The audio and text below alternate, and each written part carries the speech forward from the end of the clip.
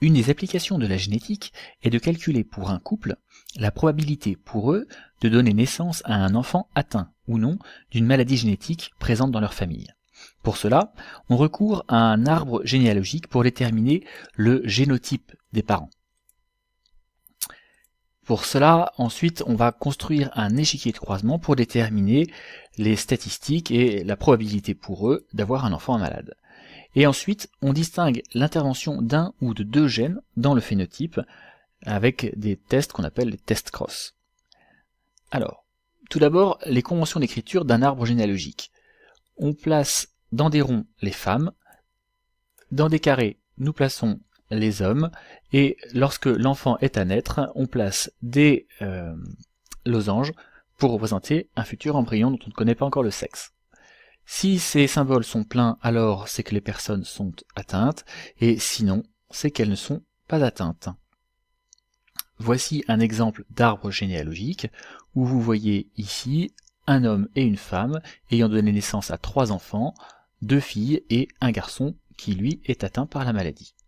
Si ils ont transmis la maladie génétique à leur enfant, c'est que les parents, un des deux parents au moins, est porteur de la maladie. Or, s'il est porteur de la maladie et qu'il ne l'exprime pas, c'est que la maladie est récessive par rapport à l'allèle sain qui, lui, est dominant. Ici, on a au contraire aucun saut de génération. Jamais des parents sains n'ont donné naissance à un enfant malade, mais des parents malades ont donné naissance à des enfants malades qui, à leur tour, ont donné naissance à des enfants malades.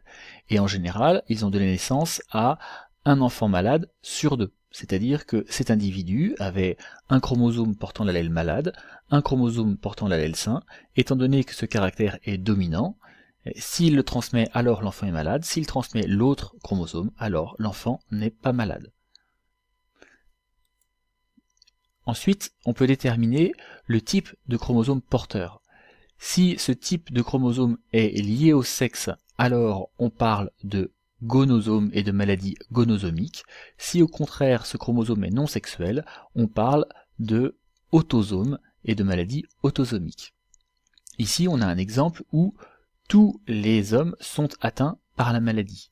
C'est donc une maladie normalement liée au sexe.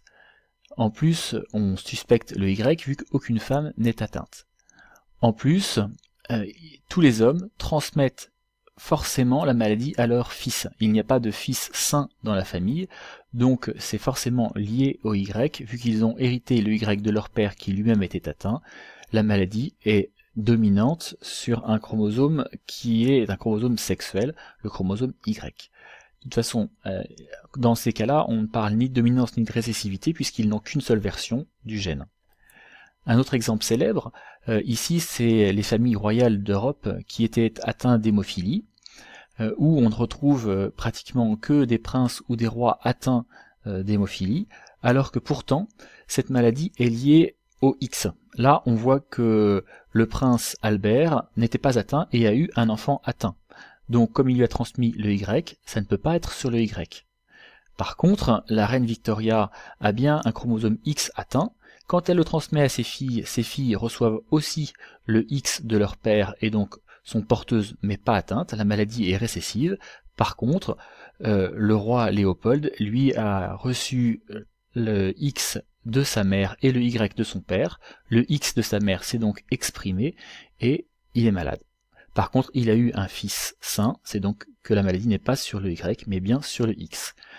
Voici 2 exemples de maladies gonosomiques. On peut donc déterminer le génotype des parents. Ici, elle est non atteinte, atteinte, et lui est non atteint sur son X, et puis il a un Y à côté. À partir de ça, on peut réaliser des tableaux de croisement ou des échiquiers de croisement. Les travaux de génétique remontent à l'époque où un moine, Georges Mendel, a commencé à travailler sur le petit pois. En fait, le petit pois a une fleur qui est capable de s'auto-polliniser, c'est-à-dire que les pétales de la fleur ne s'ouvrent que lorsque la fleur s'est déjà fécondée, les grains de pollen sont tombés sur les pistils et le stigmate de la fleur. Du coup, en peu de temps, on peut obtenir des graines qu'on appelle des graines parents, les graines P ici, issues de souches pures de plusieurs générations de graines rondes, qui ont donné des générations de graines rondes, etc., jusqu'à ce qu'on soit sûr que la plante P soit homozygote pour l'allèle graine ronde. À côté de ça, on a un autre plant parent qui, lui, a des graines ridées depuis plusieurs générations, qui est donc homozygote pour l'allèle graine ridée.